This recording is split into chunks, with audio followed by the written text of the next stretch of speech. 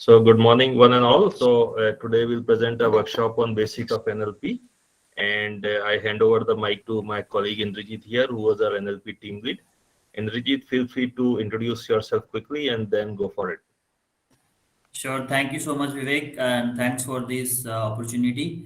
Good morning, everyone. I hope you guys are recharged to attend this session. This would not be too long, but it would be a very interactive session, and I want everyone to participate, even if you are from tech background or non-tech background, not aware of NLP or have done so much of work in NLP.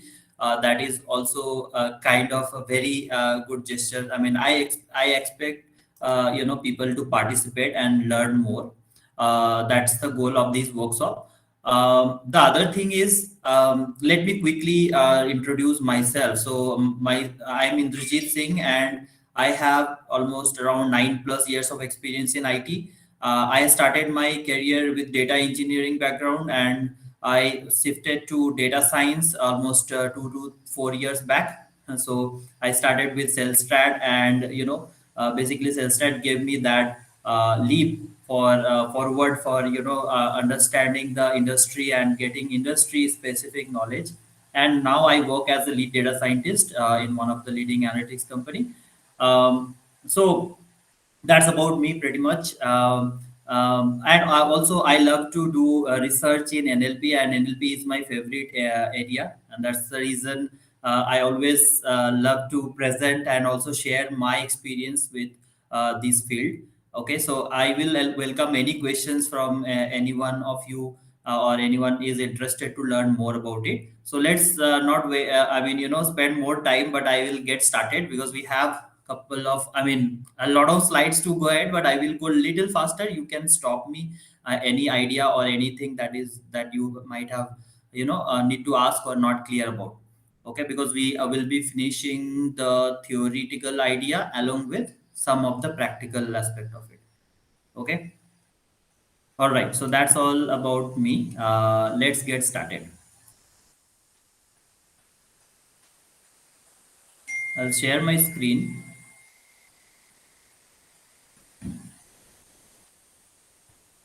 Let me know, guys, once you are able to see my screen. Yes, we can see. All right. So this is an NLP workshop, and it's about basics of NLP. We are not going very in depth about NLP concepts, but I just quickly want to see from the audiences a quick poll that can you please raise your hand, whoever knows about NLP or at least familiar about NLP. Okay, Pratiksha, Pritish, two people. Who else?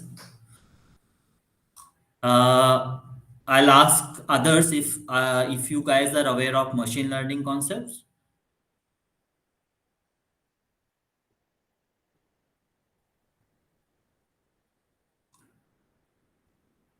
Okay, okay, that is fair enough. So we have, I think, 50% people who knows um about machine learning, and 25% people who knows NLP. That's what I can see.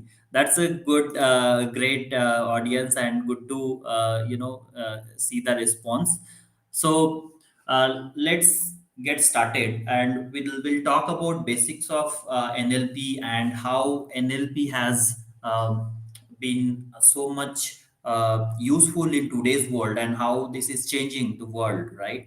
um, I mean, why I bring this in this context that NLP is changing the world. So few years back, I think we were only thinking of automating certain software, certain industry, certain process, right?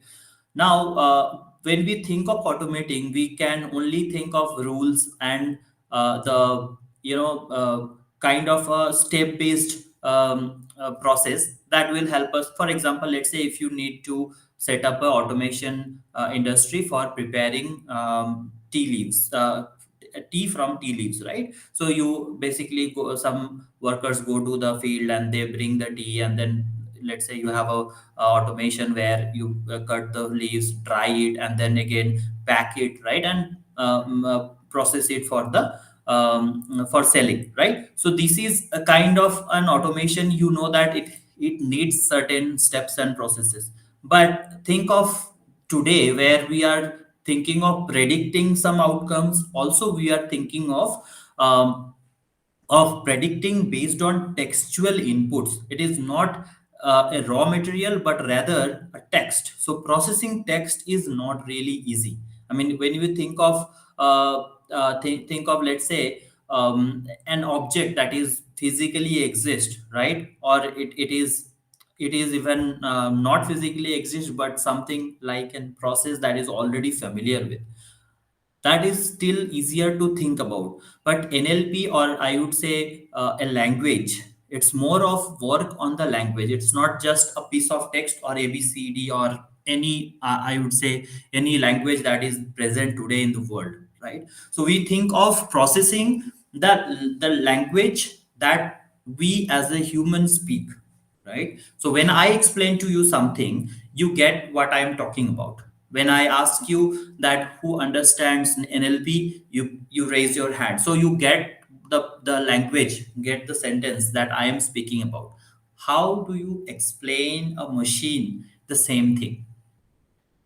So we'll get into that. I'm just giving you an idea about how the real world NLP works. So it is not just a program, right? Okay, so the agenda for this workshop will be like to know the prerequisites. I've been thinking that you guys know about Python, a little bit of machine learning concepts. Even if you don't, it's fine.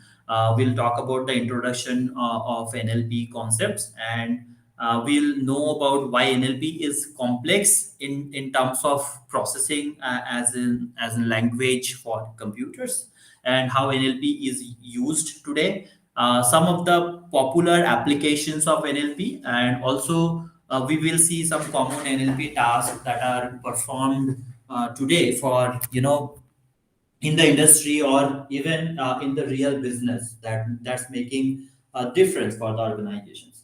And then we will learn about the text classifications a little bit in depth into the NLP basics that actually makes the NLP processing, right? Natural language processing tasks like POS tagging, parsing, constituency and dependency parsing. We'll know about little bit about sense and semantics, because that's the base of any NLP algorithm today. And we'll have the summary of this, and then we'll go for the complete demo of this. I mean, demo in the sense I will walk you through the Cellstat Hub, which is a platform built for developers like us. It's easy to access, easy to log in, and you can just start working on your project. That's the, I mean, the best part of Cellstat Hub that Vivek and his team has built. And it is not just that I'm telling because I have used it once or twice, but I have seen, I have used Colab when 3 to 4 years back, when the machine learning and these GPUs were like not so popular, and we are like kind of, we don't have free access, but only Colab used to give. But now Cellstat Hub has all these kind of options, and the added advantage is that you can have customized projects and you can have access to a lot of pre-built projects, right? So like I will show you this NLP basics project that is already hosted in Cellstat Hub, and how we can access it and how you can run through those code and understanding of the concepts. Okay. All right. So any questions from anyone? I'll move ahead and go into the introduction to NLP. So Indrajit, just a quick note here, because most people will be on the free tier of Cellstat Hub. So I'm not sure if the NLP pack can be checked out, if the size of that pack is large. So you can basically send the individual Google Drive links for them to upload in the Hub platform. right? For just the projects we are. Yes, Vivek. Sure, I'll send the Google Drive link. Sir, in the free tier, my storage is 1.9 GB used. So what should I delete now? I'm not able to. So The that's last the session. problem. So there is a command to remove a pack, right? There's a command to remove a pack. So you can basically cleanly delete a pack so that you can upload new code or whatever, right? So I can in fact send you the Okay, sir. command, and using the command you can basically delete an existing pack to get the new pack to create space like that. Okay, thank you, sir. I'm sending that command right now. It's on our documentation portal. So I'm sending in the message. So this command, if you check this command, you'll have to open the terminal in SalesChat Hub. You execute this terminal command and delete an existing pack to make space for the new pack. But alternatively, Indrajit will also send you Google Drive link just for the individual project which you can upload. So the whole pack may be heavier, so you can upload individual project basically. Okay, sir. Thank you, sir. Okay, thank you, Vivek. I think that answers your question. And anyone have any doubts, you can ask always. So I'll go ahead with the course and this particular workshop, and I'm just getting started with the introduction. So whoever joined just now, they can be familiar with. So you guys are not too late. So let's get started with the introduction. Okay, so when we think of the objective of this particular workshop, this will give you a deep understanding of natural language processing tasks using some of the deep learning concepts. But I am currently as running, in 1.5 hour workshop. I will try to explain some of the concepts that would be regarding NLP and the deep learning aspect. But mostly, I will cover the some of the most useful and popular techniques in NLP. Okay, so we'll have a good understanding of some of the advanced NLP models and the theoretical coverage of it. Okay, so who knows about NLP? Let's say they are good, but let's say a lot of questions that I see even in my LinkedIn connection, that people ask me whether NLP is part of AI, or whether NLP is machine learning, or whether NLP is just deep learning. So can anyone answer me what exactly is NLP? Is it part of AI, or is it part of ML, or is it part of deep learning, or is it a separate entity altogether?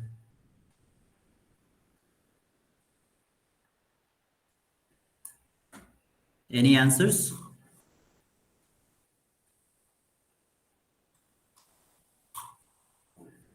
Part of deep learning. Okay. Pratiksha says part of ML and DL. Okay. Prajwal says part of DL. All right. So let me let me tell you this. Though that you guys are partially right. Okay. Pratiksha's understanding of natural language can be done using by ML or DL. Yes, exactly. So the thing is, NLP is part of AI, and AI is the broader umbrella that basically holds this ML, DL, NLP, NLU. NLP has again some other parts that is like some part of NLP. We can call natural language understanding, natural language processing, and natural language inference. So there are NLP, NLU, okay, and NLI. So I'll not go into that, but I would say that these small sub parts, that processing that we do under the umbrella of AI. Now, NLP is a traditional concept that is existing from long time. That how we process text, how we process. There is a concept called information retrieval, right? So you retrieve information from the textual documents that exist. Now we can combine machine learning concept in understanding this text or basically retrieving information, right? And then we can apply deep learning for understanding text. Hope that makes it clear. So we are using or we are leveraging the power of ML and power of deep learning to understand text, to process natural language in the computer, right? That's the whole thing about it. So although I would say like we use MLTL in terms of doing NLP, but NLP is kind of a kind of a whole domain in itself, right? Which is again part of AI. Make sense to everyone? All right, I'll go ahead. So how do we understand some language as a human? So we have a database, right? From childhood, we have learned about let's say a particular language that you have mother tongue, or you learned about some other language, like it could be any foreign language, or it could be your interest of language. So now when you know that language and somebody speaks on that language, you understand it in terms of like even you can communicate back to that person, right? But it is not always as a human we see that. Let's say I talk about something, and let's say there are 10 people who is listening to me. They all the 10 individuals may get my language in different I mean they may understand in different way, right? It is not necessarily that everyone understand in the same way. Imagine you are talking to a computer, I mean, basically feeding a language to a computer and expecting that language to understand just like as other humans you expect to understand, right? That's definitely is complex. So I'll come to that some of the examples why it is complex in terms of making the machines understand our language.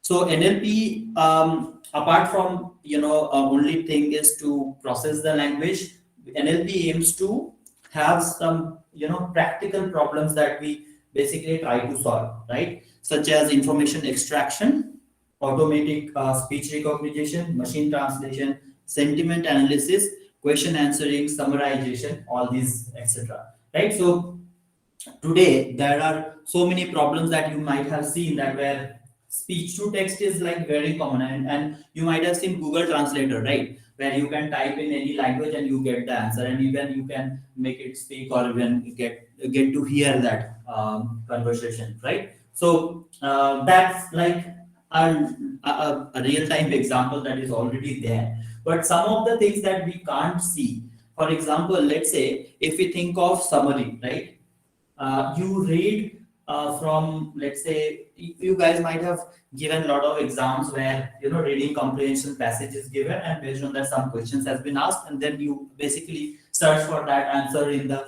whole passage, understand the passage completely, and you basically give answer based on the questions that have been asked there, right? How do we process that? We understand the whole comprehension given, right? And then we have certain questions that we relate to the answers might be hidden or given in a different meaning, and we kind of inference that meaning from those comprehensions, isn't it? Isn't that a challenging task to do?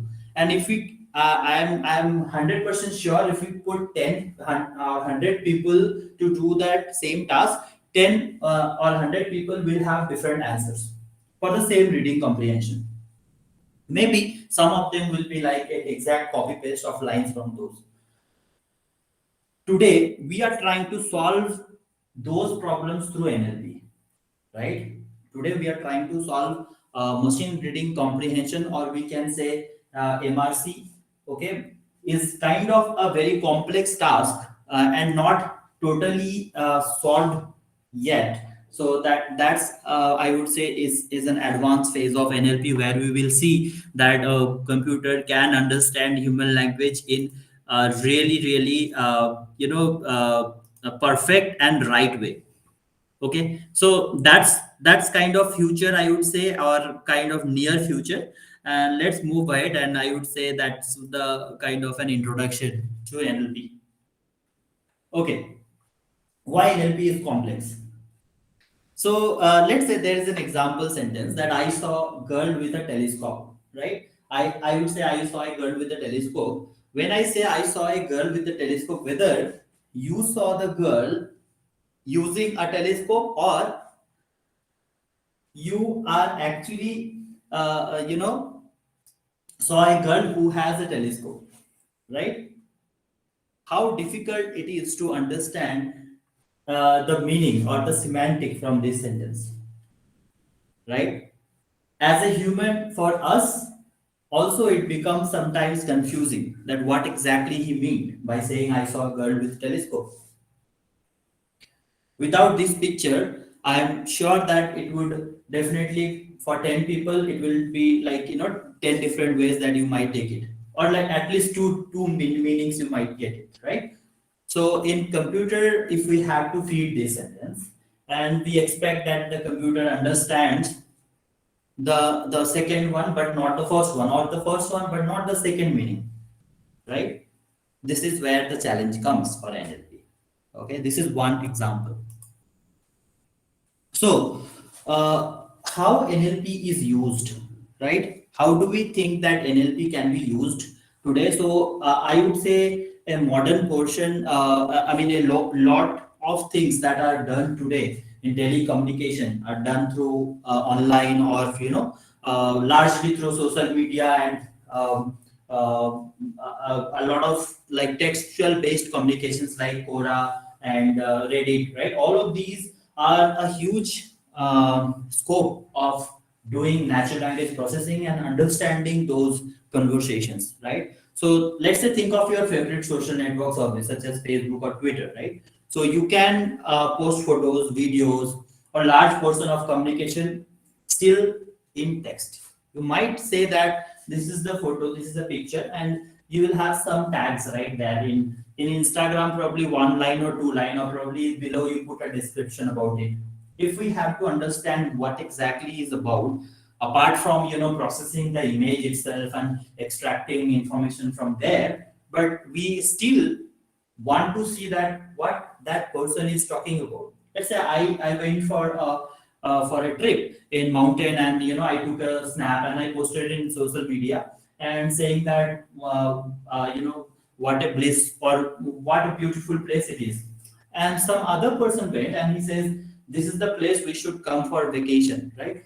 Probably the sense we are getting it is same, but the language or the text that is written below the image is different, right?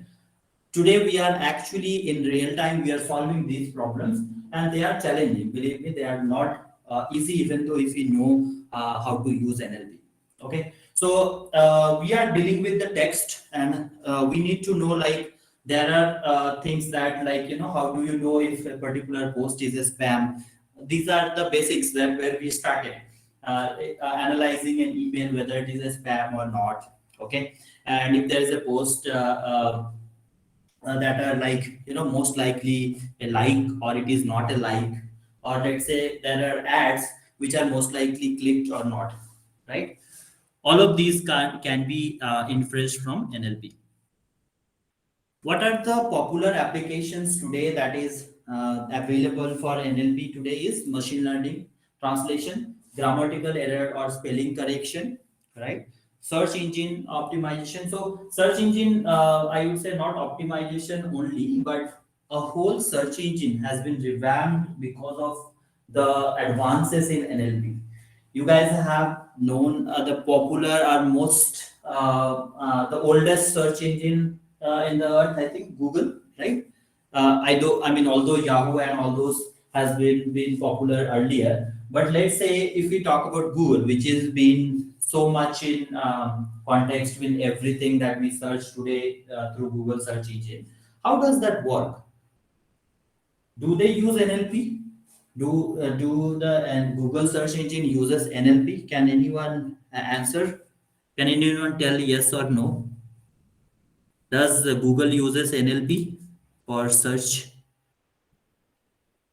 Okay, Pratiksha says yes.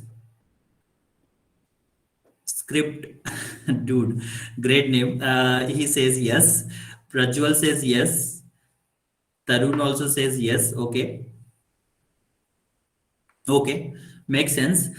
So most of the people, I would say that saying that yes, that Google uses NLP, and the answer is correct. It uses NLP, but which sense that even Google started when the search engine started, right? Those were basically rule-based searches where you basically rank the documents based on certain frequency and the total word and certain words that we are searching about. If those words are present in that, then count the number of words present. I'll come to that EF, IDF, and other things, but is that those things were used by a Google search. But now that has been again revamped into a deep learning based algorithms where search has been optimized a lot. And you might have heard about Elasticsearch. All of these technologies has come to help search better. So this is search itself is a big problem to solve, and that's because as mostly I think 80 to 90% of the content in the internet or online or social media is available in the textual form, right? I'm not talking about the size, but I'm talking about the number of contents documents available today is in textual form. So if we have to think of a search application to be built on top of it, we definitely need to crack NLP or NLP based techniques to have a better search technique, isn't it?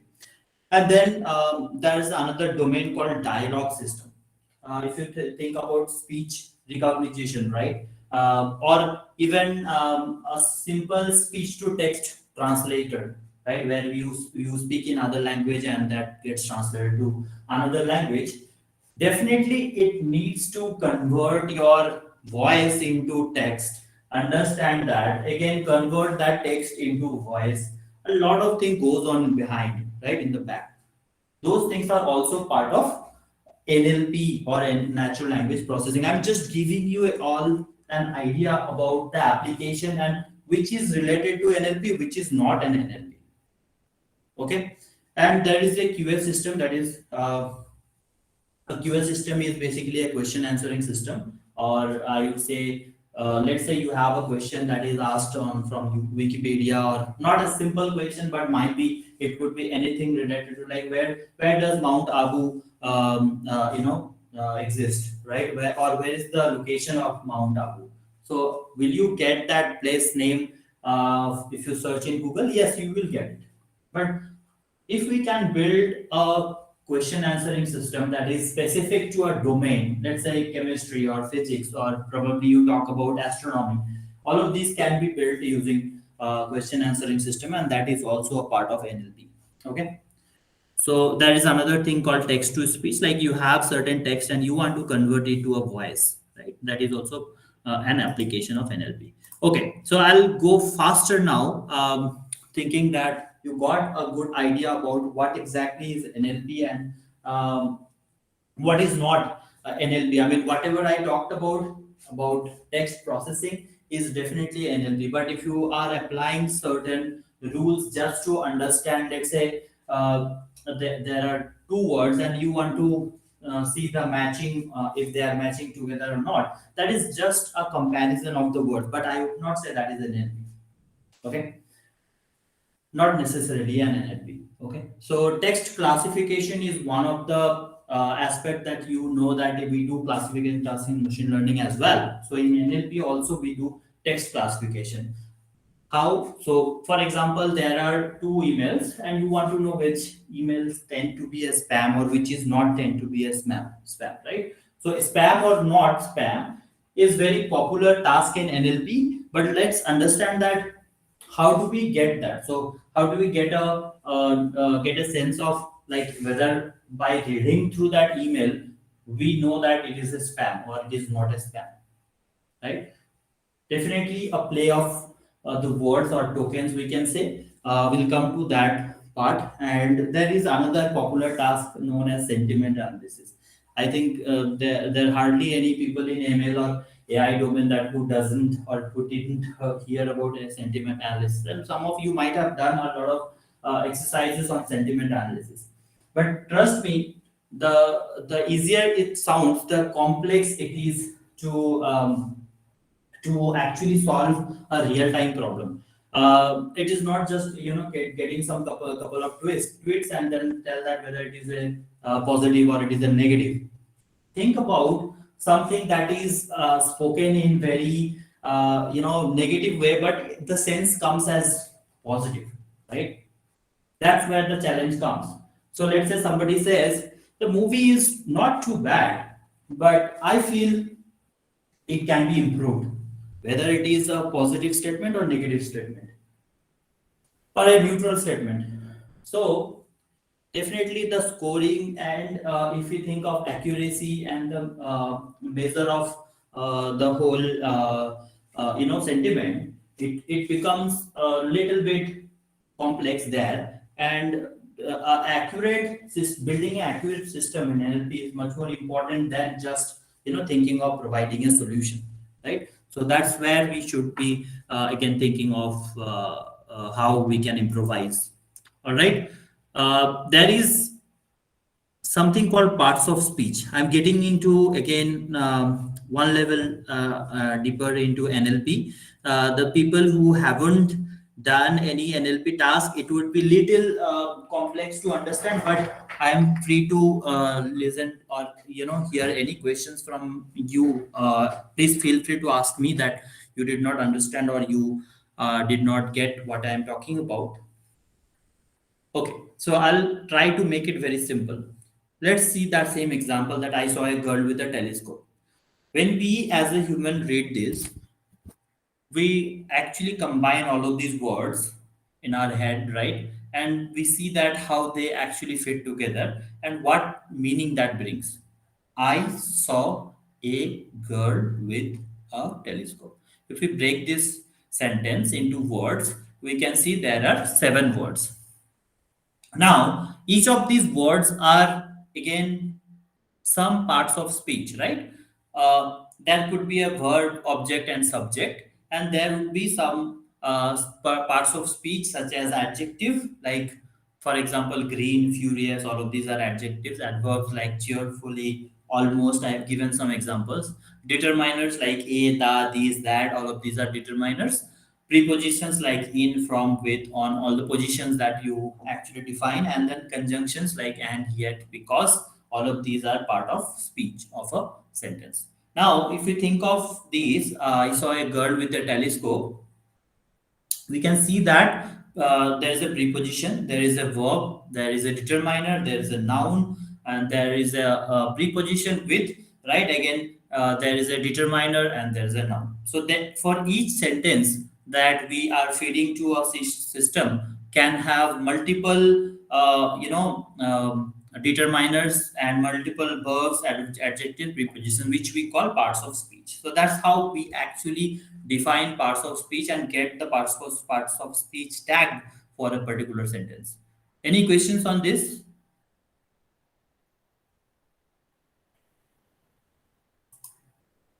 You can ask me questions at the end of this also. I'm okay to if you can note down your questions, fine. Okay, Tarun asked, what is tagging? Okay, so I will say tagging is in normal or general term. Let's say if you have to tag something based on the meaning, right? So if I say that there is a fruit kept on the table, or if I say, so you will say like it's tagged about talking about a fruit. If I say like there is banana kept on the table, right? So you will say it is talking about banana fruit, right? So that is kind of tagging. I hope that makes sense. So let's say when you talk about a sentence and the part of the sentences and the words and the type of word, and then we go into the type of part of speech it is. So I hope you understand what is part of speech. Part of speech is nothing but the words that are verb or adjective. That's what we know through parts of speech. For any sentence, we will have parts of speech. Now we tag them. We tag them by, let's say, some code like this PROPN, right? So we know proper noun, verb. This is very easy to understand, but let's say DET, right? Like determiner. So this is what the tag is. Got it? So each word is tagged by this specific codes that makes us understand that what kind of parts of speech it is. Clear?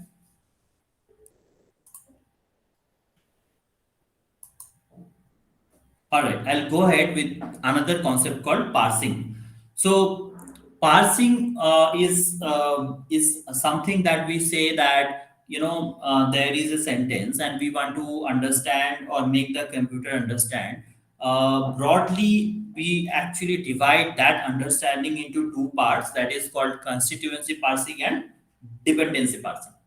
So dependency parsing and constituency parsing, although they are like little bit deeper concepts, but I would try to explain in very very high level that CP or constituency parsing uses context free grammar to represent NLP. So the NLP means natural language sentences. So let's say context free grammar. What is exactly context free grammar? Let's understand that. So there would be a building block for any sentence, right? And that sentence is eventually divided into specific sets. So let's say if we think of in a linguistic unit that we interact with each other with a specific set of product rules, right? So example is let's say the example that we have, I saw a girl with a telescope. If you see the I, A, and saw, all of these are again a part of speech, and they are related to certain grammar, right? So we combine these parts of speech and then we constitute a grammar or a grammatical meaning, right? So I will come to this part. Let's say if you see this example, this is a code this is built in Spacey, and we are taking this same sentence. I saw a girl with a telescope. Now we are getting the chunks from this sentence. Once we get the chunks from the sentence, we can see that I is a noun phrase, a girl is a noun phrase, a telescope is also a noun phrase, right? So the context free grammar tells us that each sub part of the sentence is what kind of context it is bringing. It is basically talking about a noun and it is just a noun phrase. If we combine one or two sentences, two words together, right, that is a phrase. Okay, that is a phrase. So when we say phrase, I is a noun phrase, a girl is a noun phrase, a telescope is a noun phrase. It could be a verb phrase, it could be something else, right? As part of context free grammar, it's a whole domain understanding that is needed to understand how we actually get these context free grammars. There is a rule that is given, like let's say there are two words which are combined together, what kind of context it will bring, that is already defined. So we actually in NLP we use the definitive guide to actually confirm or tag or link them based on their parsing technique. Okay, so if you go ahead, there is a production or a production rule that describes the transformation from the symbol on the left hand side, for example, S. Okay, choose symbols on the right hand side, for example, NP and VP. So S is getting transferred to NP or VP, noun phrase or verb phrase. Okay, now the first rule means that the sentence is a noun phrase followed by a verb phrase. If you look at that first sentence, right? A noun phrase and then there is a space and then it is written VP. That is a verb phrase. So you may look familiar to you that, let's say, it may look like yes, they are the POS tags we just saw in the POS tagging section, but you can consider POS tags as the smallest grammatical categories that behave in similar way. Okay, so if we take verb phrase, let's say we take a verb and we take a noun or a determiner, right? Together, they can become a verb phrase or noun phrase. Clear? So that is the POS tags are a sub part of the parsing or these small units that we are building today, that noun phrase or verb phrases. Okay, makes sense.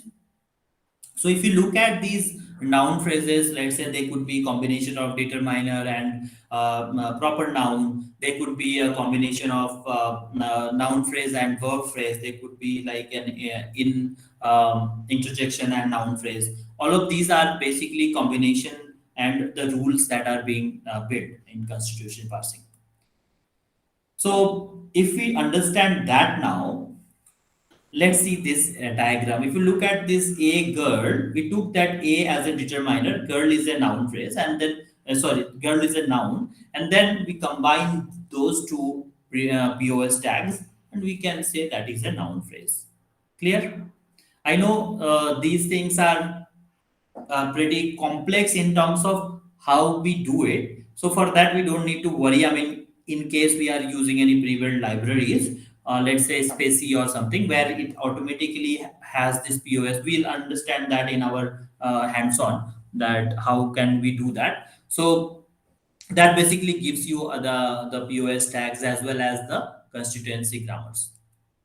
Okay, so if we have to do it for the whole sentence, it will be like this: I saw a girl with a telescope. If we break this, so I becomes the pronoun, and which is again a noun phrase. So the whole sentence is tagged as S. Okay, the whole sentence is tagged as S, and under that we have two segments: noun phrase and verb phrase. Got it? So these two, noun phrase and verb phrase.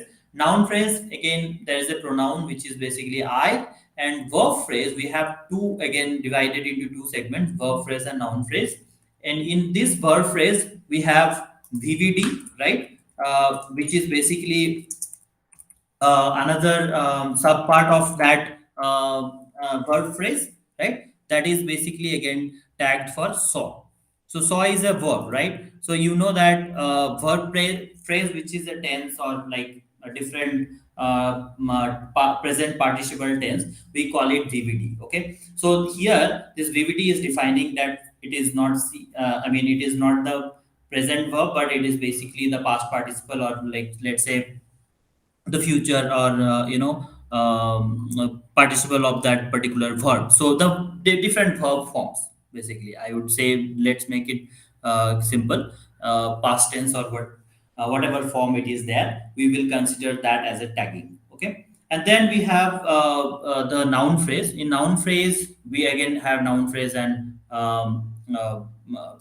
past, present, form of the particular word. So these basically, I mean, I would not go to the complete form of these constituency grammar, but let's understand this, how this prepositional phrase which we are here using PP. So this prepositional phrase is subdivided into NP, and again then NP is divided into DT and NN, and there is a in, right? So with a telescope is basically comes under this PP, and then we combine a girl with NP, and that whole thing becomes an NP, and then saw again gets combined to VP. So this tree structure, the complete tree structure, comes into a structure to sentence, right? And that's how we can basically understand the whole grammar for a given sentence. Okay, clear? I hope this is not becoming very cumbersome, but I would say I'll try to make it more interesting. Though these things are basically part of part of speech, and more of a understanding of grammar and how we can make this grammar understandable to the computer. That is the goal. Okay, that's why we are basically learning about these techniques. I will talk about the DP little in short. So if you see this example here in this image, I saw a girl with a telescope. If you see there, a telescope is a determiner, right? So there is a rule for each of these, and how the two words are basically related. That's what defining here. With telescope is a case.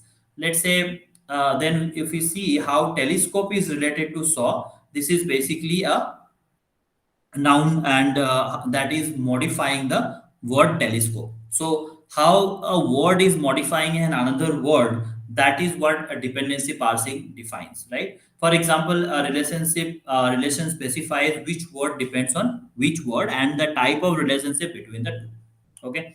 For example, the relation going on from A to girl is labeled as det, which is determiner, right? A to girl is related to basically a determiner. So meaning the first word is determiner of the second, and if you take the most central word saw and pull it upwards, you will notice that these words and relations form a tree.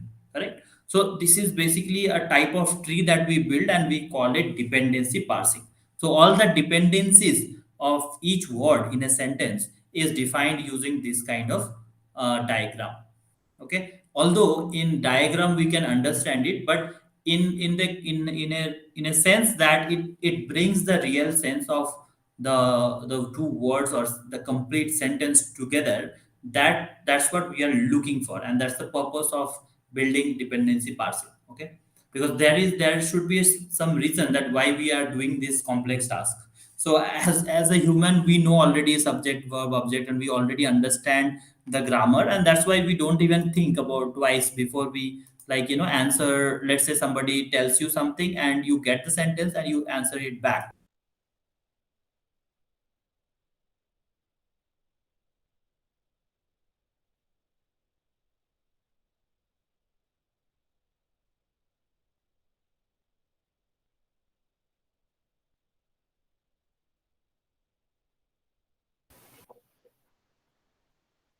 Please be patient, audience. It seems there's a power outage at Indrajit's end.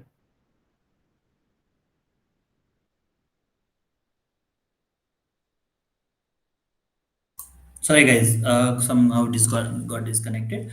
So I was talking about the grammar understanding of a sentence, and that's how we actually make the whole grammar understandable to a computer. I'll go ahead. So I'll again come back. I came back to some of the applications of these dependency parsing and POS tag. So we got to know about POS tag, dependency parsing, constituency parsing, which is like an tradition NLP concept, and it is like the core of NLP. I mean, if you forget about deep learning, machine learning, because those are not really a core of NLP, right? In the core of NLP is about understanding a language, as we say, natural language processing. So if we have to understand, if you have to process a language, we definitely need to go to the core of that language and how the grammars and how the words are related to each other, how they bring meaning. We need to go into that, and that's the reason I chose to decide and explain these two or three concepts about NLP. Okay, the other aspect of NLP is understanding, and then another aspect is generating text. If we understand a language, then we can generate a language, isn't it? If we understand, if you understand my language, you can answer to me with your language, isn't it? So you are basically generating a new language, and that is again part of the understanding of the whole text. So, in a broader sense, machine translation, which we discussed previously in text generation problems, like for example, empty systems needs to generate text in target language, summarization of text. For example, there is a reading comprehension given, and you want to you want to create a summary of the whole reading comprehension, right? That is also a part of this new text generation, because you are not just copy pasting what is there in the comprehension, but creating uh, 4 or 5 line summary out of, let's say, 20 or 100 lines. That is again a generation of text, right? So these are all also part of NLG, or we can say natural language generation. So if we look at this example, right, this Andrew Karpathy trained an RNN model from all works of Shakespeare and succeeded in generating pieces of text that look exactly like his work. Now, let's say there is a sentence, and that we are generating as in, as a new sentence, or we should see like a new, completely new thing that is created by the computer. So let's say there is a sentence like he says, Pandora's, and he says, "Alas, I think he shall become approached, and the day when little Saren would be attained into being never fed, and who is but a chain and subject of his death. I should not sleep." doesn't make any sense though. Whatever we are reading as a human, but let's say that again, if we think of different sentences, like the second senator says this, and then Duke Vincent, he says like, well, your wit is in the care of side and that. All of these doesn't make any sense, right? So if we have to get the sense of the sentences, it has to be in a right form, right? So, or not necessarily.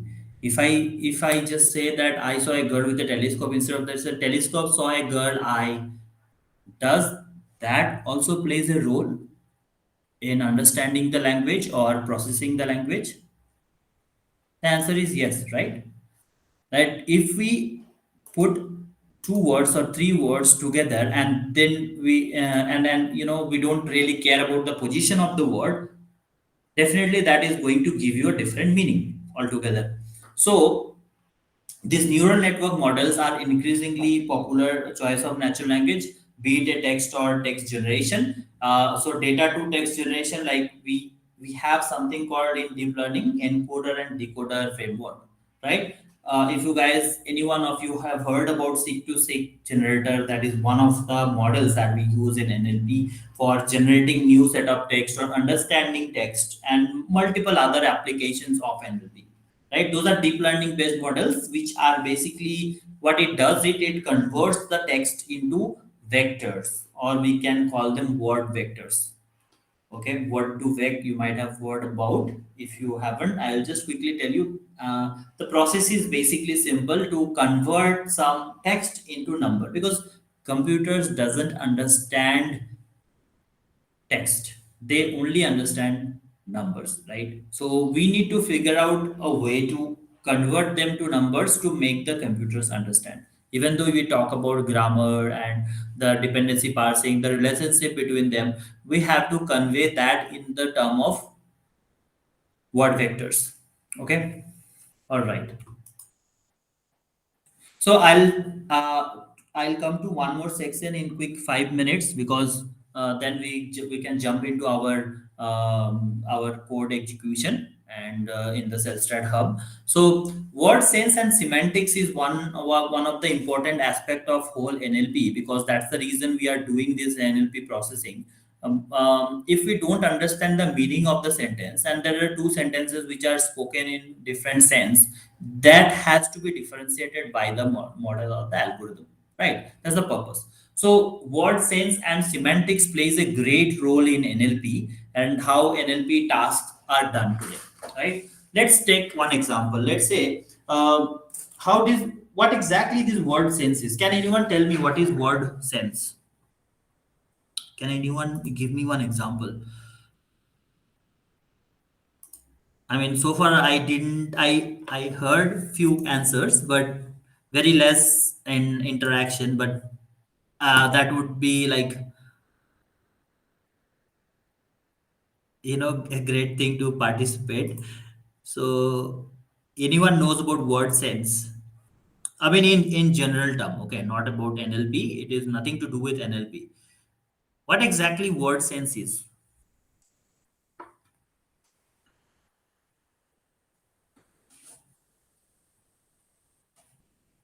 Okay, meaning, understanding the word in its context. Yes, Pratiksha, Tarun, you guys are right. So when we say about context, right? Exactly that context come into picture when we how we are using the word, that matters. So let's say a mouse controlling a computer system in 1968. That definitely we're talking about a mechanical device, isn't it? But when you say quiet animal like a mouse, or we don't even need to say animal, but we can say that there are a lot of mouse in our house, right? Obviously a person will interpret it as an animal, not the mechanical device, but not necessarily that always that say it is the same sense. So that's what we talking about, the context here. The context, when we say that there are a lot of mouse in our house, basically the context you mean is an animal that is present in your home. But if you say that I really don't have a mouse to work on this project, right? So definitely the context is about using a mechanical device, right? This is where this sense changes. Yeah, change meaning with the word. So Jagdish, correct. So there are Jai Ganesh, correct. So there are words that's changing, and the position of the word that also changes. So if you look at this another example, bank, right? The use of word bank. So it says a bank can hold the investment in a custodial account. That's where you are talking about a structure, physical structure, or a bank, institution. When you talk about bank, let's say in this sense, a agriculture versions on the east bank, the river, right? So you are basically talking about the river bank. This is where this word sense plays a great role. So how do we define the meaning of word sense? The standard computational approach of representing a word as an embedding a point in semantic space, right? The intuition of embedding model is like word2vec and globe is that the meaning of a word can be defined by its co-occurrences, the count of words that often occur nearby. Okay, let me make it very simple. Instead of reading this, in word vector, what we do is in, let's say, I mean, if you can imagine any three-dimensional space, right? Any three-dimensional space, or if you think of a 3D box, okay? In a 3D box, if we keep, let's say, one red ball, one blue ball, and one green ball together, right? And the red ball is in one corner, the green ball is another corner, and the blue ball is in one corner.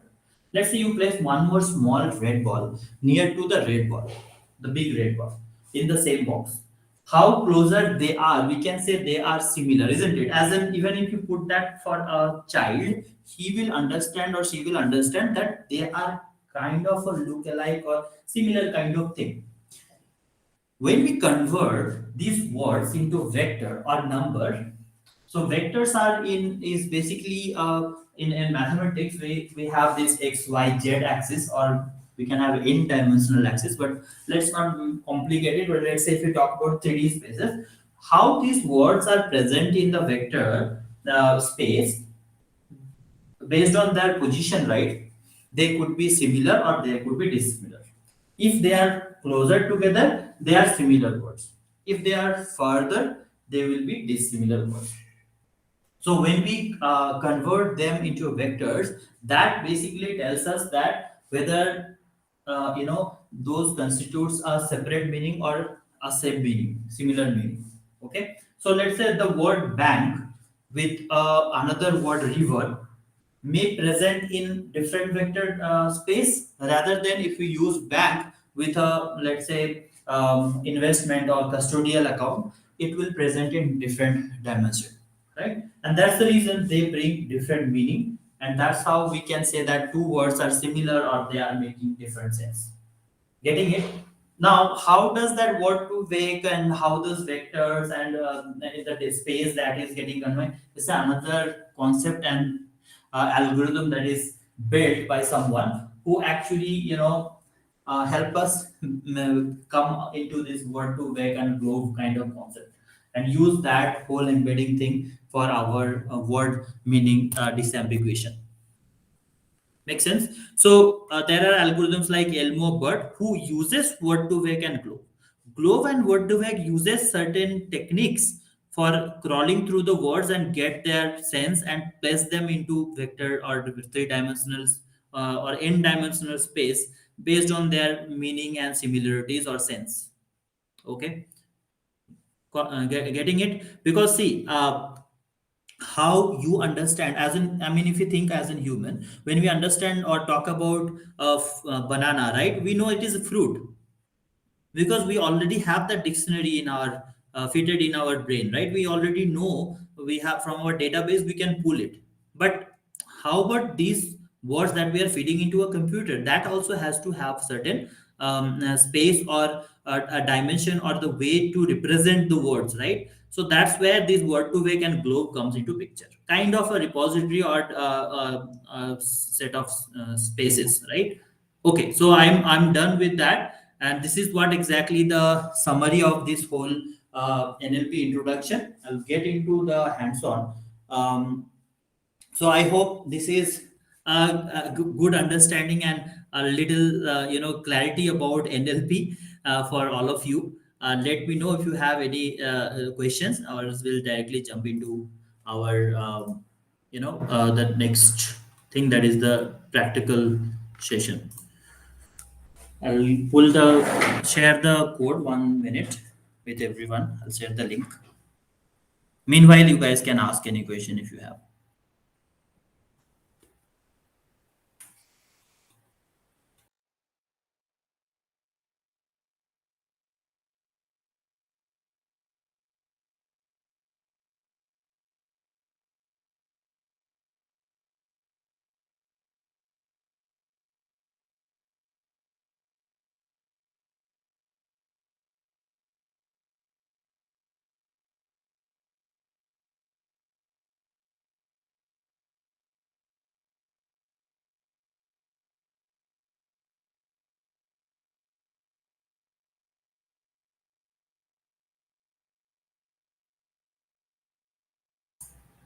Sorry, again I got disconnected. So I was saying that meanwhile, while I'm pulling the code, you can ask me any question.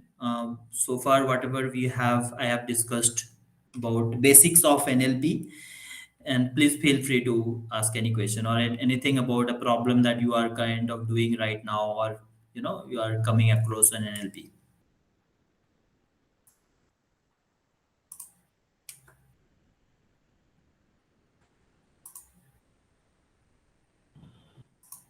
Okay, so let's try the hands-on activity. There's a question: do I need to learn English grammar before Great, great question, Jay Ganesh. No, you don't need to learn English grammar. I hope you already know, because that's why you are able to write this question to me. So you don't need to learn English grammar. NLP, somewhere like we are using the computer to understand, so we make the computer understand the grammar. Yes. So if you say like whether I need to teach grammar to the computer, yes, that would be the right answer. You don't need to.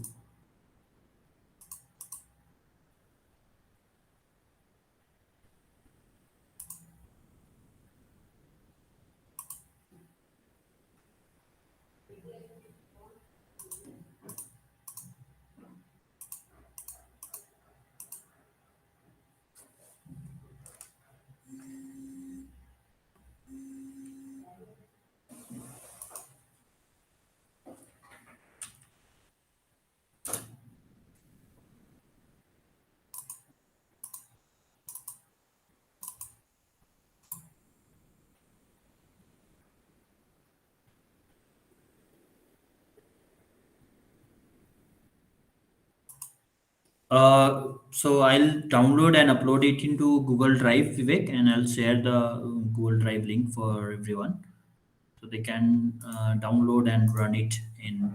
Sure. Yeah.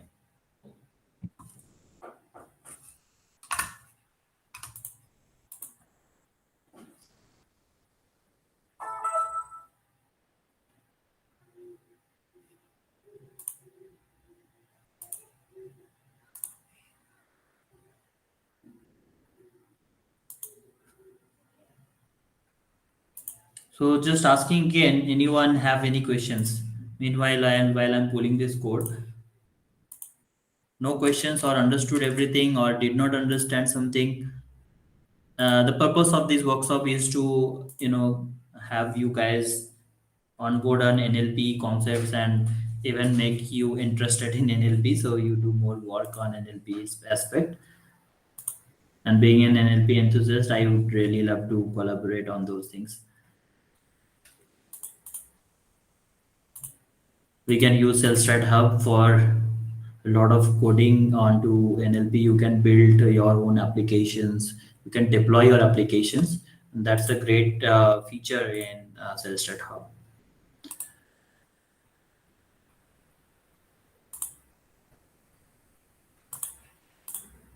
Okay, almost there.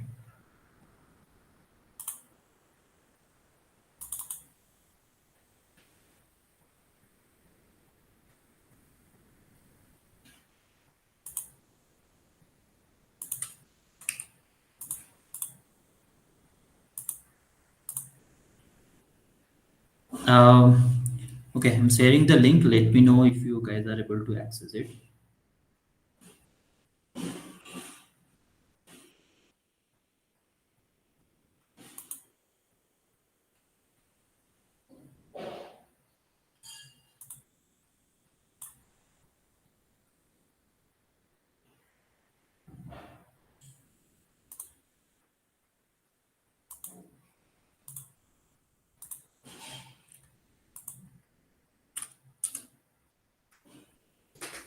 Vivek, I have posted in the product group. Can you please share that with Sure, the? sure. Thank I you. will.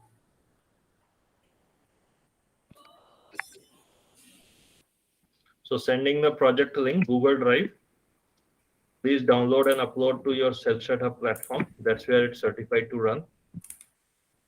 In case you want to try it in Colab local Jupyter Notebook, by all means, but not sure if it will run there in a seamless way, but in CS Hub it will run for sure.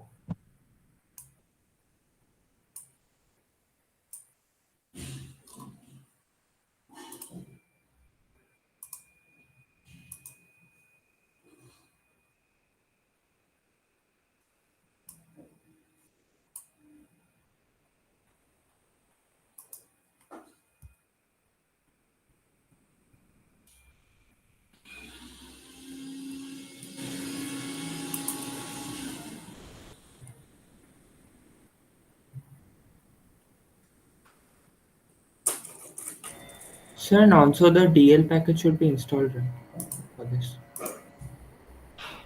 Sorry, what's the question?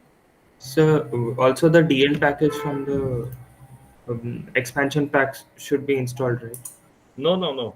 You can check out just the NLP pack if you have enough space. If you don't have, you can upload just this one project directly, which Indrajit just sent in Drive. Okay, sir.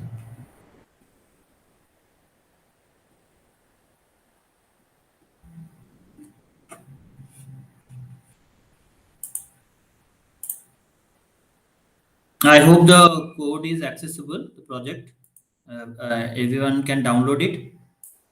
Yeah, it's working fine. Okay. So this is how the SalesNet Hub looks like, the dashboard. And so if you come here, right, you will see some of the packs like Python, machine learning, deep learning, NLP, and you will see your current usage and storage and billing cycle for that. Here from here you can stop your notebook or start your notebook, which is a great feature, to like quickly stop and start a notebook. And if you see this option here, add more packs, if you click here, right, you will be able to add any of these packs. So let's say you want to get familiar with reinforcement learning from basic to advanced level projects, you can basically get any of these packs and start working on it. And that's the great feature about this SalesStat Hub. So I have added some of the expansion packs here. As you can see, only Python, machine learning, deep learning, deep NLP. But you can add, more, and also you can build your own packs and add it here. That's right. Something kind of have a repository that you can create. Indrajit, that file you sent is actually 0 byte. It Oh, doesn't have any code. I don't know, maybe did is anybody it? see code in that file?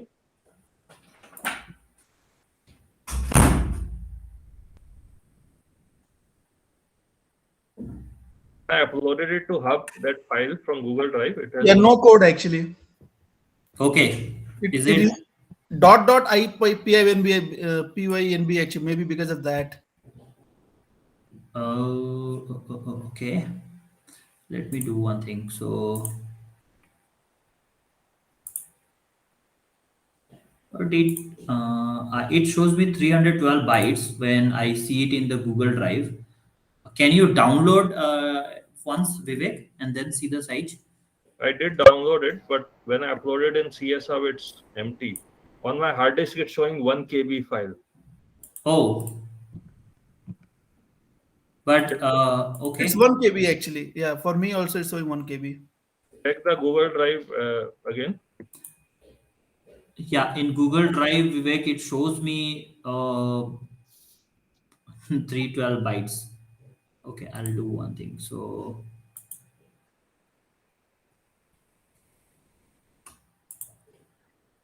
Can we upload in the direct in the uh, Google Meet?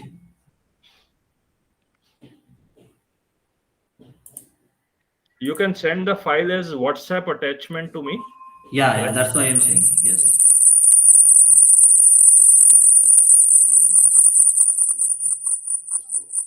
And I can then share my Google Drive link.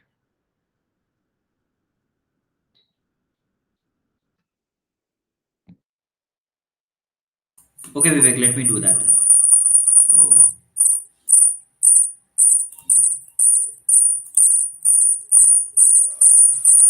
yeah, it is 312 bytes.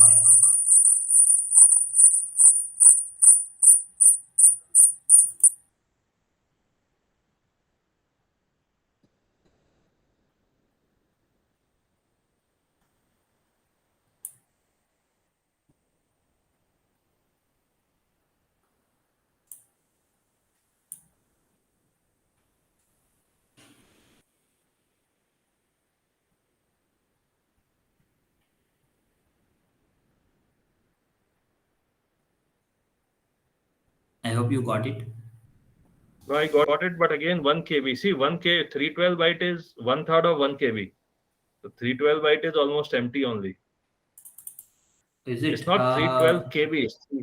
It's bytes, Okay. not KB. So when I am actually the size is less, Vivek, but when I'm downloading it, 1 second. So let me see. Yeah, it is in 1 KB file only. It is small one, Vivek, but that should have code.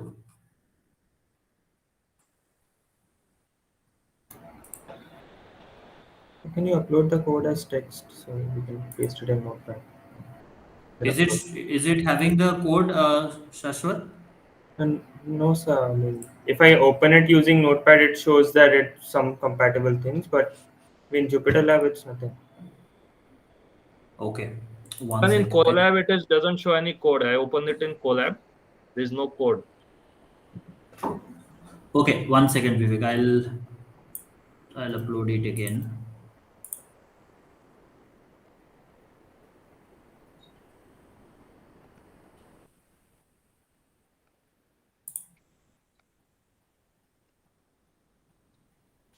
Now, if it is one of the files in CS Hub NLP Pack, I can download it and send that one.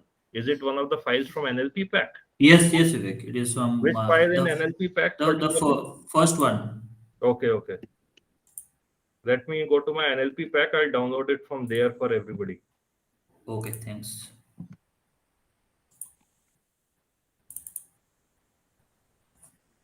So anyway, I'm sharing my screen. So if you go to Jupyter Lab,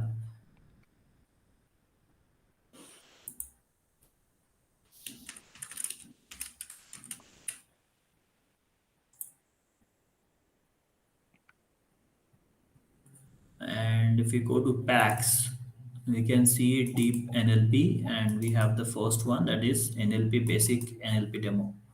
This is what I have shared.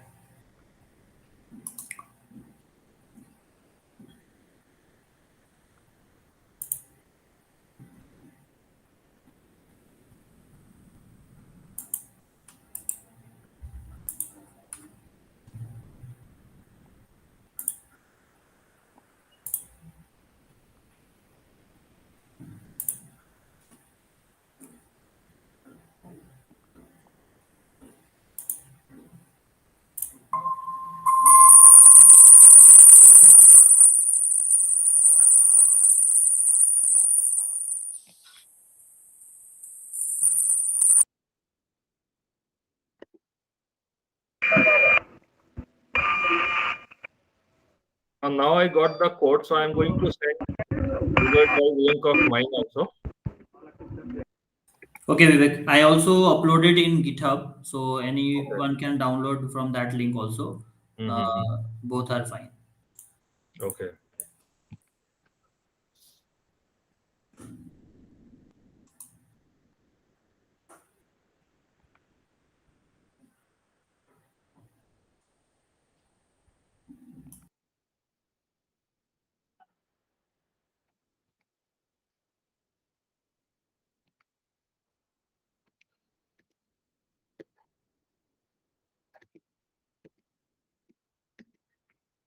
Able to access it now, everyone?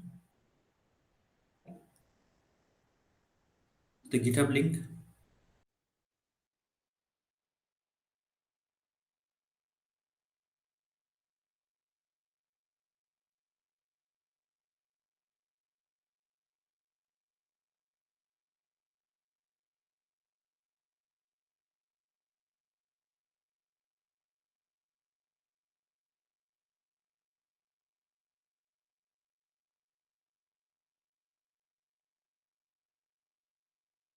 So I have sent Google Drive link also. You can try that one or Indrajit's GitHub.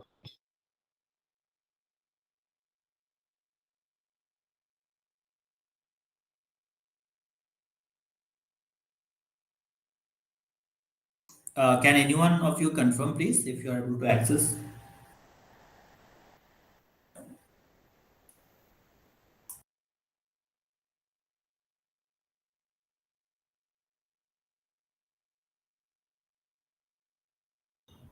I mean, I got it because it was the first file in NLP pack. So now I have also sent a Google Drive of that one. Okay, thanks, Vivek. I think Pratiksha confirmed yes. So hopefully everyone can now.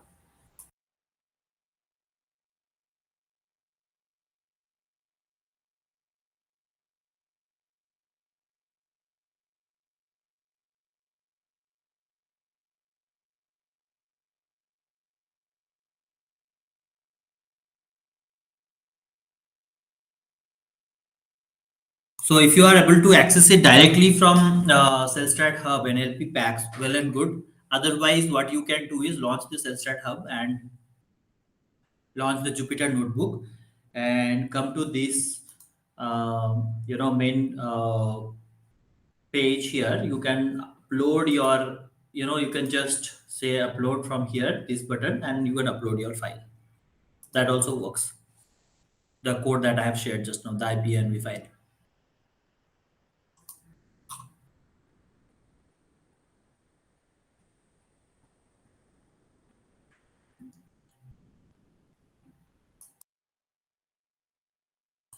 Please confirm once done, then I can get started, or else I can just get started because this will take some time also to explain the code. So if you can confirm quickly, that will help.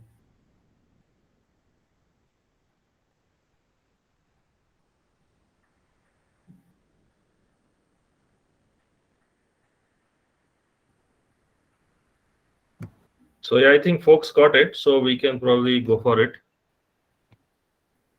Okay, thanks, Vivek. Sure, I'll get started. So once you upload the code, right, the first thing is that we install this Spacey library. So Spacey is one of the popular libraries in deep learning and NLP, specifically NLP. So we use this Spacey library for various traditional NLP tasks for understanding text and reading from text and doing all set of like NER. If you have heard about named entity recognition, dependency parsing, POS tagging, okay, sentiment analysis, all these things you can do using Spacey. And Spacey is not the only library that is there for NLP. There is NLTK. There are some other libraries also which is there, but it is like up to us which we want to use. But in this particular workshop I will be working with Spacey library. Okay, any question, or else I'll just go ahead and run this particular line, and this will install the Spacey. I mean, already have installed. That's why it is the package has been saying that is already installed. So you guys can run it, and once you run it right, then you will be able to import the Spacey library. So you just have to say import Spacey, and that's it. It will import the Spacey library, and then you can load the library in. So this Spacey library is present in different languages as well. Okay, and that's why we can choose the language that we are basically processing to. As it is English right now, so I'll be choosing this Spacey.load AN core web SM. Right? That is one of the library that NLP provides. Okay, so like that you can choose your own Maybe you can library. increase the font size slightly. Okay, sure. 1 second, Vic. Is it better now? Yeah, yeah.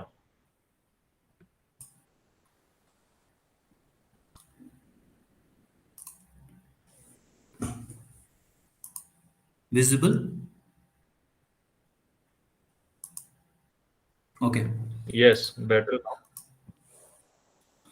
Okay, cool. So I hope you guys ran it. The import of these two, uh, one is Spacey library, another one is loading the language from it.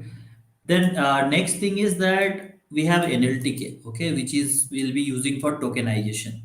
We will see both the libraries that how they work in different way, but I will not use like kind of all the things through SPC and all the things through NLTK. I'll just give you a kind of a flavor and understanding of both the libraries, and it is your choice that whichever you want to use. We can do tokenization using SPC as well. Okay, there are some small pros and cons with both the libraries, so that's why sometimes we kind of chose to use in production projects. We chose to use these libraries wherever we feel like this is more suitable. Okay, so you'll be importing the NLTK library, and then from NLTK we have this tokenizer module that you can import, and then we'll be using Twit tokenizer. Okay, so if we have any sentence that we feed in, it will be printed in chunks. This is what tokenization is. Tokenization is basically splitting a sentence into words that is present in that particular sentence. Okay, so I'll just run this cell, and you can see that this sentence is getting tokenized into multiple chunks. Okay, you can change this sentence and try with different sentence. Let's say I will say I saw a girl with a telescope. Okay, so now you can see that. Oh, sorry, I forgot the bracket. Now you can see that this is getting again chunked into tokens, I would say. So we do a tweet dot lower, you know that, right? This will convert all the caps into lower later, and that help us not to play with the capitalized word. And sometimes like this might come into a different meaning when we take consideration of capital word, or even the lower cap word. So all these things we have to keep in mind. It is all of the processing task rather than NLP, I would say, the pre-processing. Okay, so I'll download some of the corpus. This is a Gutenberg corpus. So a corpus is nothing but a set of documents. I mean, instead of feeding in new document, or try from some Excel or data file, but I'm just importing or downloading some of the existing corpuses from NLTK, and we'll use for that testing. So this is, as it is a basic kind of an workshop on basics of NLP, I will focus on more of how we understand each of these process, rather than like having a whole project end to end. And so we'll do such workshops probably later, but in this we are focusing on understanding how NLP works in with certain sentences, how we do certain processing. Okay, so this Gutenberg corpus, we are taking that and let's say importing this corpus. In that, we have many such text files that you can basically take and for do a lot of experiments that you want to do with any of the libraries. Now, let's say I have imported this. Now I'm saying, I'm just taking this Austin Emma txt, and if we read from this particular text file, what we will get is some of these words like Emma by Jane Austen 1816, etc. Okay, I hope I'll be able to see the okay, I think we can't apply head here. We can just see what is there in that. Okay, so if you see the length, it's a very big file. It is having almost these many lines. Okay, the length of the words, sorry, not a line, but these many words. Okay, Now, if we see some of these like sentences from a different corpus, so which each of these txt files, right, we can call them as a document, and each this the containing container of this document, we can call it as a corpus. So this is also one of the concept in NLP that we use. We call like corpus, and we say like document. Now, if we I'll just run these things because this is like a data set that we'll be using for. There are some packages with NLTK like Indian language. Now there could be language influence with each text, right? There could be, let's say, US accent or English accent, or the way the text is written also, that could have influence in, let's say in Indian language, there could be some influences. Not much observable through our eyes, but it sometimes make a lot of difference the way we train the algorithms with those languages, right? So we can choose the type of language that we are using. For example, let's say if we take this Hindi language from Indian words, so we'll be able to see that the POS tagging that we can define for our some of the Hindi words also. Okay, so I'll just show you this one example. But it could be like any other language. I'm just taking one example here. Uh, you can explore the list of languages or words that is present in this NLTK library. NLTK is very good library for learning NLP, and if you want to do a lot of experiment with NLP. And I would see very, I mean, not less, but less people are like, tend to use Spacey for production code, and people tend to do experiments with NLTK. So this is one of the thing that I would like to share with you all. But it is again your choice if you can make some library much popular by using it in production. Okay, but this is kind of a trend that is there. Okay, so now we'll talk about n-grams or a unigram. So you might have heard about these n-grams, nothing but chunking some sentences into words like 1, 2, 3, or 4. If we say like 4 word, let's say the sentence has 10 words, right? So, and if we take 4 words from that sentence, we can call it 4-gram. Okay, so like that, let's say n-gram, we can create an n-gram function. Let's say take the text and number of grams that you want from that sentence, and we'll just have um, a loop through that, and we'll use this to loop through the whole text from range 0 to n plus 1, right? And so now we have a text like this, and if we want to get the n-grams, let's say we want 2 grams. So it is not just that n-grams we can create from a sentence, but we can create it from a word also. Now, so we have fitted in these words.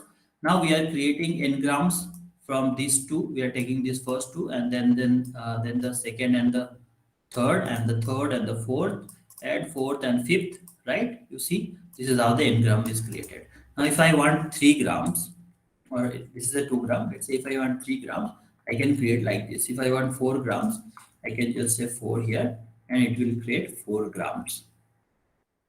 Clear? This is how we can create n-grams in NLP. Okay.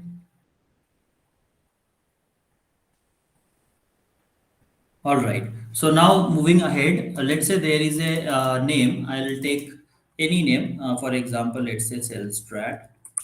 And if we take that, it will be creating a bigram for that particular word. So how bigram is created? CEELLLSSTTRRARAT, right? If you take cat, it would be like CAAT, correct?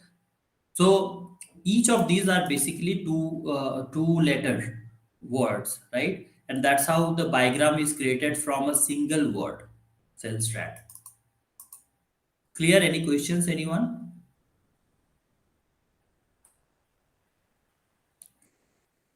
So these are helpful in many use cases where we want to check word by word or compare certain text word by word, and even the whole word meaning we can get, but not the sense. Okay, forget about sense, because those things we are not talking here now.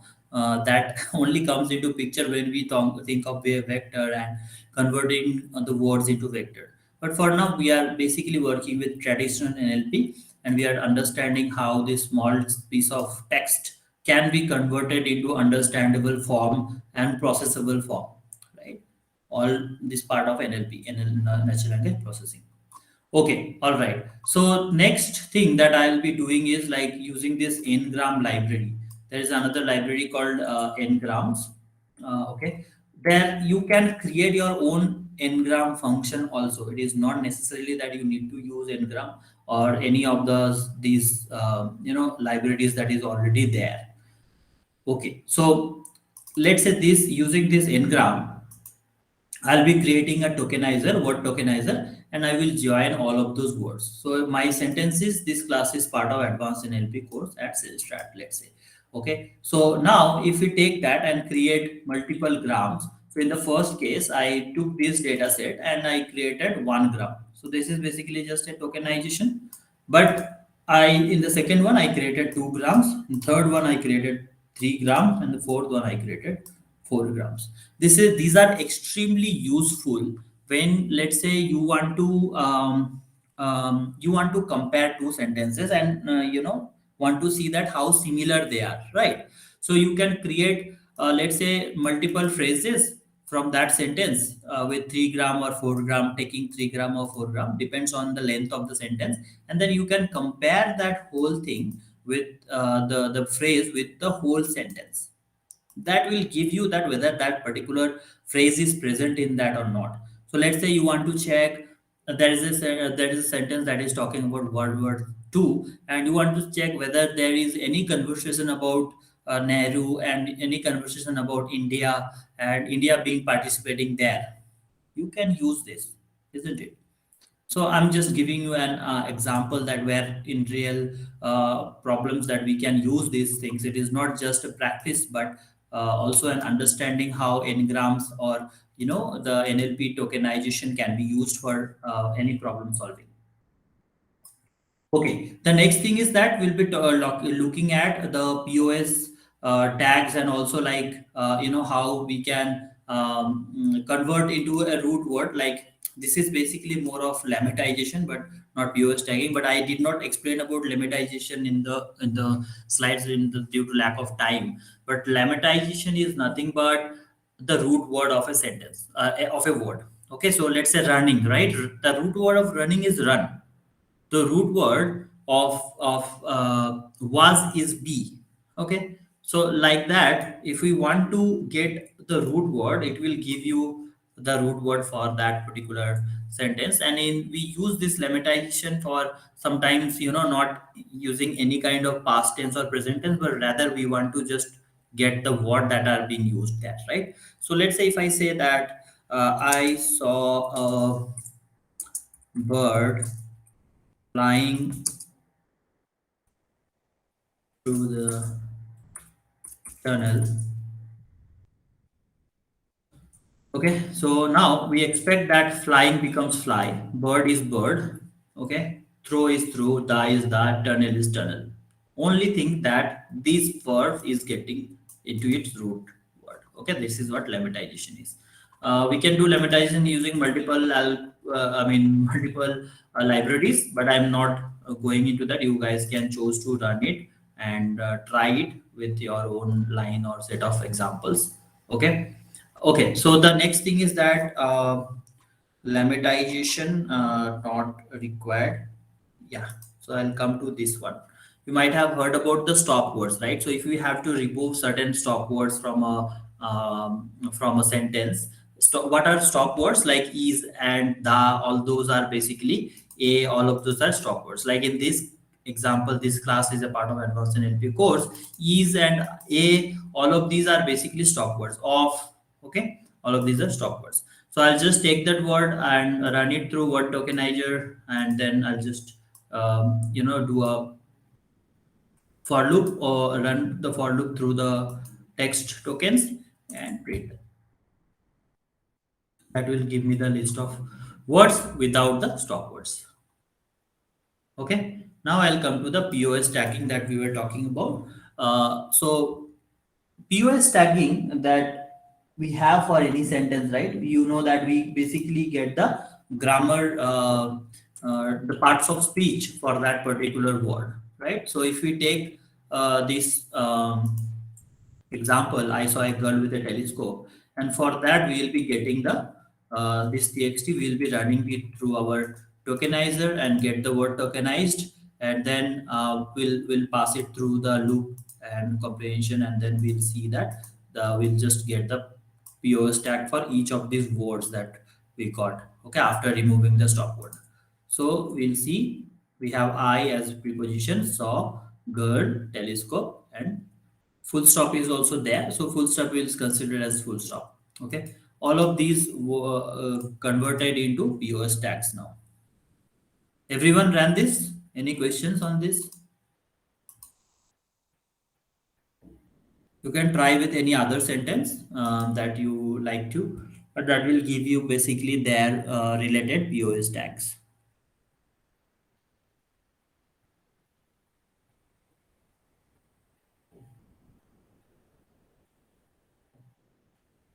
Okay, I'll accept that, yes, no. And then we have talked about parsing. So parsing is like, let's say, as I said, something as noun phrase or verb phrase or the whole phrase of the sentence. So if you look at this, I saw a girl with a telescope, and we want to get the parsing for that sentence, we can just take that sentence and chunk it through the noun chunks, and it will give you the parsing for that particular sentence. Okay, and then later on you can wisely choose whether you want to use constituency parsing or dependency parsing. That is your completely your choice, but it is like kind of an understanding of the whole sentence and gives you a clarity about that sentence. Okay, any questions so far? And everyone is able to run it till this?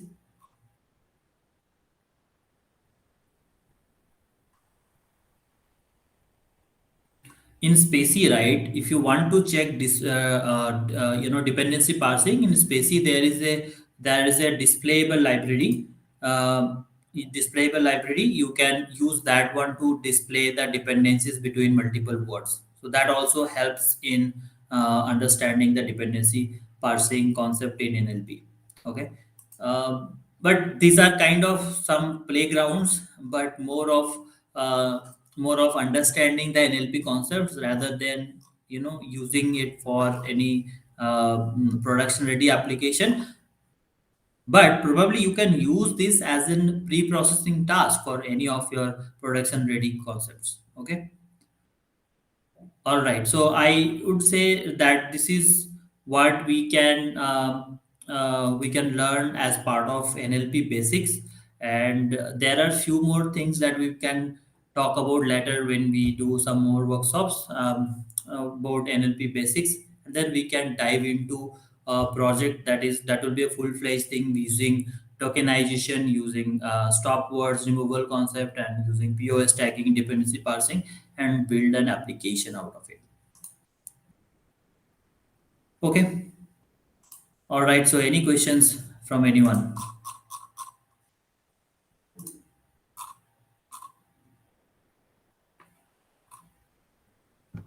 Okay, so sounds good. So folks, any questions for Indrajit here?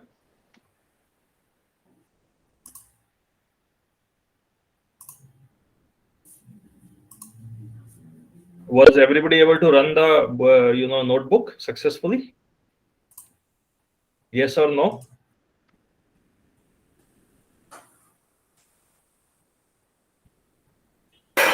Yes, sir.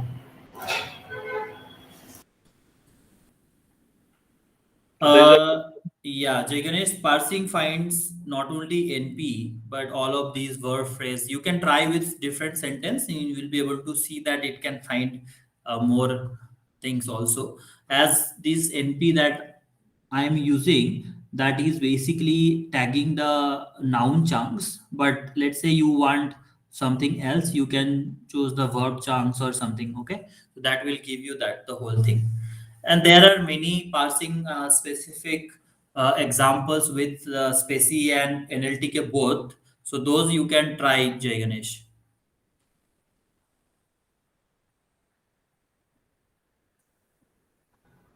Okay, any other questions, folks? So basics very clear, explained in great detail. Any final questions, comments?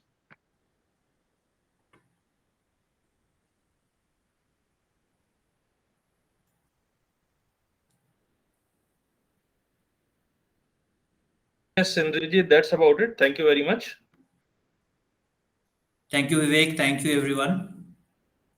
Pratiksha says, what about understanding word vectors? When which we have session specific to those? Great question, Pratiksha. We'll have shortly, Vivek, about word vectors using word vector and Groove. So we'll plan soon. Okay, thanks, Indrajit. Thank you all for joining. We hope to see you in our future workshops. Thanks a lot, Indrajit. Have a good day Thank all you. and stay safe. Thank you, everyone.